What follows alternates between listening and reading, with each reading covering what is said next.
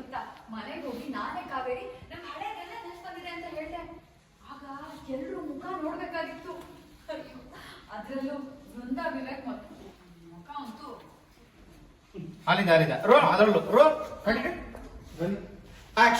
ಅದರಲ್ಲೂ ವಿವೇಕ್ ವೃಂದಾ ಮುಖ ಅಂತೂ ನೋಡೋದಕ್ಕೆ ಆಗಿಲ್ಲ.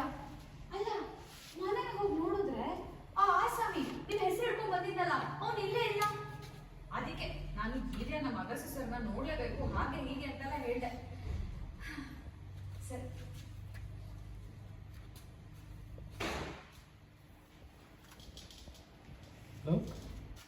ಹಾಗೆ ಮಾಡ್ಕೊಳಕ್ ಹೇಳ್ತೀನಿ. ಟ್ರಾಲಿ ಸ್ಪೀಡ ಬನ್ನಿ.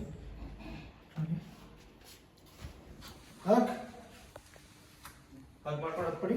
ಅಳ್ತಾ ಇರಿ ವ್ಯವಸ್ಥೆ. ಅಳ್ತಾ ಇರಿ.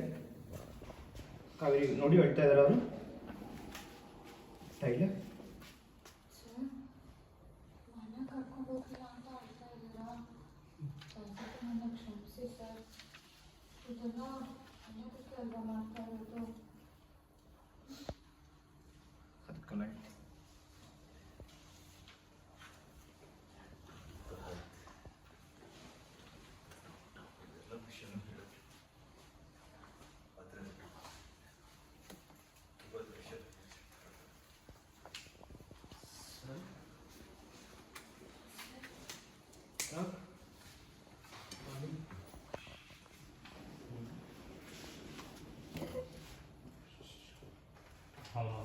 ಸಾರಿ ನಂತರ ನೋಡುದು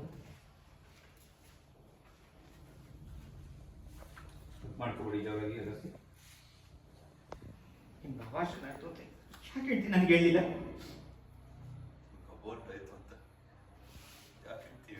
ಶಾಕ್ ಕಾವೇರಿ, ಶಾಕ್.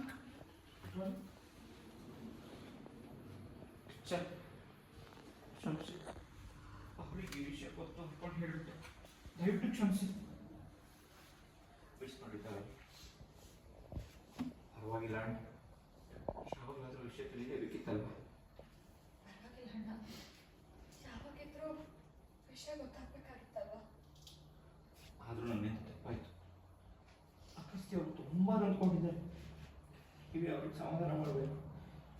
ಹೊರಗಡೆ ಇರ್ತೀನಿ, ನೀವಿಬ್ರು ಮಾತಾಡಿ. ನೋಡ್ತೀನಿ ಹಾಗೆ ನೋಡ್ತಾ ಇದ್ರಿ. ಅಗಸ್ತ್ಯ ಹೊರಟೋಗಿ ಜನರು ಆ ಕಡೆ ರೈಟ್ ಹೋಗಿ ಮೆಟ್ಟ ಕಡೆ ಒಂದು ಸಚಿನ್ ನೋಡ್ತಾ ಇರ್ತಾರೆ. ಹಾಗೆ ನೋಡ್ತಾ ಇರಿ. ಸಾಕು ಕಾವೇರಿ ನೋಡಿ, ಅಗಸ್ತ್ಯನಲ್ಲಿ ಸಚಿನ್ ಹತ್ರ ಇದ್ದಾನೆ. ಹೋಗಿ. ಓಕೆ ಸರ್, ರೈಟ್ ಎಂಟ್ರಿ ಬಂದಿದ್ದೀರಲ್ಲ ಸರ್? ರೈಟ್ ಎಂಟ್ರಿ ಬಂದರೆ ಲೆಫ್ಟ್ ಎಕ್ಸಿಟ್. ಓಕೆ.